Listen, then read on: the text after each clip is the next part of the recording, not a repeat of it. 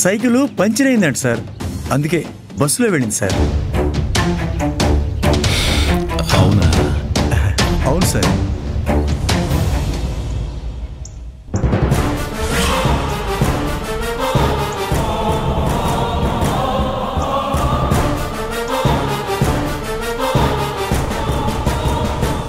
బాగున్నారా అంకుల్? బాగున్నానమ్మా.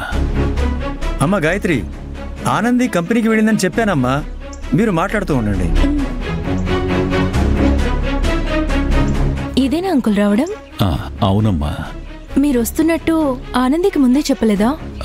లేదమ్మా, మా అమృత పెళ్లి విషయంలో ఒక దోషం ఉందంట, దానికి ఇక్కడ పరిహారం చేయిద్దామని వచ్చాను. ఎలాగో వచ్చాను కదా, ఆనందిని కూడా తీసుకెళ్దామని వచ్చాను.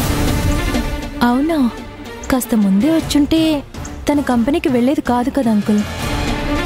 పరిహార పూజ ఉంది, ఫ్యాక్టరీలో కాస్త సెలవు పెట్టి రావడానికి వీలవుతుందేమో, కాస్త ఫోన్ చేసి కనుక్కుంటారా అమ్మా? ఏమ్మా, చేయండమ్మా. అలాగే అంకుల్, చేస్తాము. ముందు మీరు లోపలికి వెళ్ళి కాఫీ తాగండి. లేదమ్మా, ముందు స్నానం చెయ్యాలి, ఆ తర్వాత వార్డెనమ్మతో మాట్లాడాలి.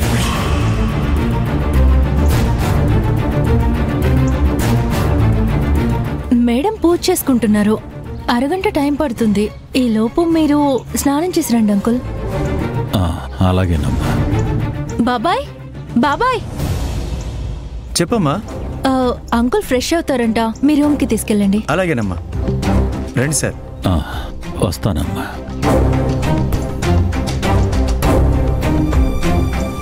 ఇప్పుడు మేడం వచ్చి ఆనంది హాస్టల్లో లేదని చెప్పారు, అంతే సంగతులు. పాపం ఆనంది పని అయిపోయినట్టే. అవునే, ఇప్పుడేం చేద్దాం?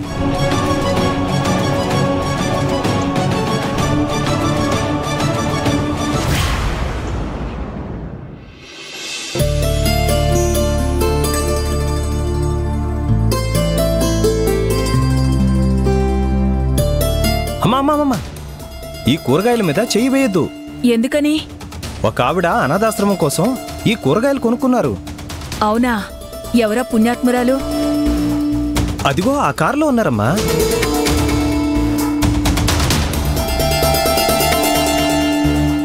కనీసం 2 కిలోలైనా ఇవ్వవయ్యా. సరే ఉండండి, ఆ మేడంని అడిగేసి వస్తాను.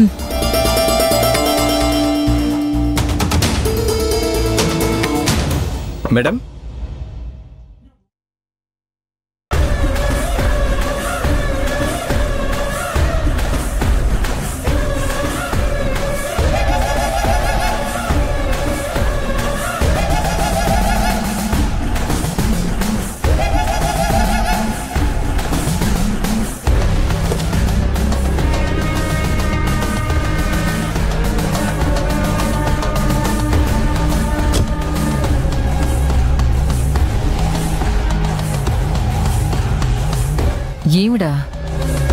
ఈవిడ నాకు తెలిసిన వారే, ఆవిడకేం కావాలో ఇవ్వు. సరే. నువ్వు తెలుసు అని అంటోంది, ఎవరమ్మా ఈవిడ? ఏమోనే, నాకు తెలీదు. మరి తెలుసని ఎలా అంటారమ్మా? అదే నాకు అర్థం కావడం లేదు. ఏమండి, మనం ఎప్పుడైనా ఎక్కడైనా కలిసామా? లేదండి. మరి నేనెలా మీకు తెలుసు? కలుస్తేనే తెలుస్తారా ఏంటి? మీరు అశ్విన్ వాళ్ళ అమ్మగారు అవునా? అవును. నేను మహేష్ మదర్ని. అవునా? ఎలా ఉన్నారు? చాలా బాగున్నావు. మీరెలా ఉన్నారు? బాగున్నాను. ఈ అమ్మాయి నా కూతురండి. Hi aunty. హాయ్. మీ గురించి మా మహేష్ ఎప్పుడు చెప్తూ ఉంటాడు. మిమ్మల్ని ఎప్పటినుంచో కలవాలి అనుకుంటున్నాను, ఇప్పుడు ఇలా కుదిరింది. ఎంతైనా మీరు చాలా గొప్పవారు, మీది చాలా పెద్ద మనసు.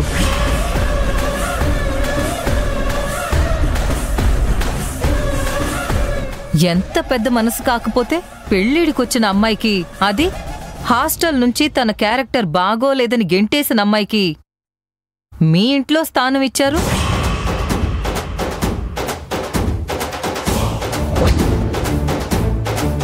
ఓరి దేవుడు, ఈవిడ ఆనంది గురించి చెప్తోంది. మీరు ఏమంటున్నారో నాకు అర్థం కావడం లేదండి.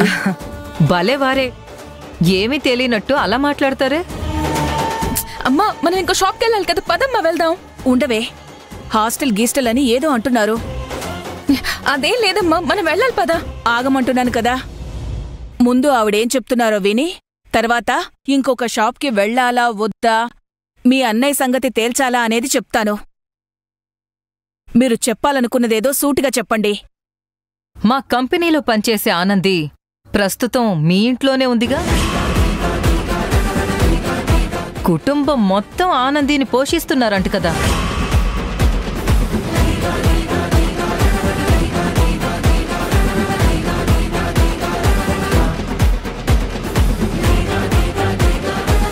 నాకు ఈ విషయం కంపెనీ వాచ్మెన్ చెప్తేనే తెలిసింది. అలాంటిది మీరు గొప్పవాళ్లే కదా. సరే, వీలు చూసుకుని మా ఇంటికి రండి.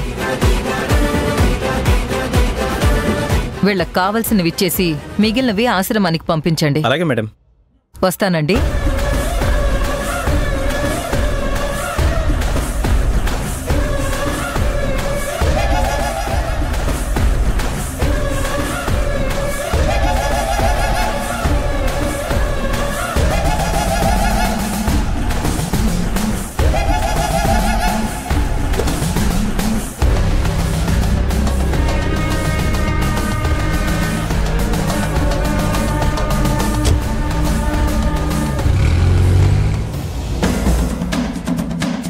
మేడం, మీకు బీరకాయలు ఎన్ని కిలోలు కావాలి? బీరకాయలు వద్దు, సొరకాయలు వద్దు. తప్పుకో. అమ్మా,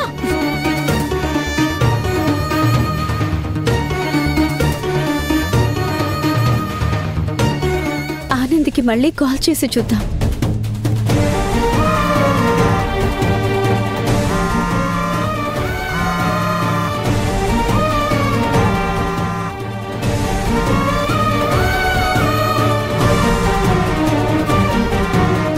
ఫోన్ తీయవే.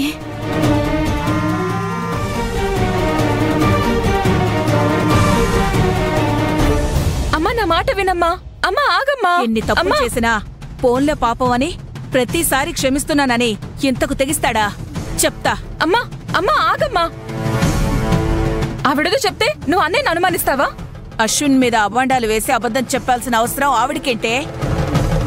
నిప్పులేందే పొగ ఎలా వస్తుందే? ఆవిడ చెప్పిందే నిజమై ఉంటుంది. ఒకవేళ ఆనంది మన ఇంట్లోనే ఉండుంటే నీకు నాకు తెలియకుండా ఉంటుందా? నోర్ముయ్. వాడి మధ్య వింత వింతగా ప్రవర్తిస్తున్నాడు. ఎప్పుడు రూమ్ డోర్ వేసుకుని ఉండటం, బయటకు వచ్చేటప్పుడు తప్పు చేస్తున్న వాడిలా చూసుకుంటూ రావడం. నేను అన్ని గమనిస్తూనే ఉన్నాను.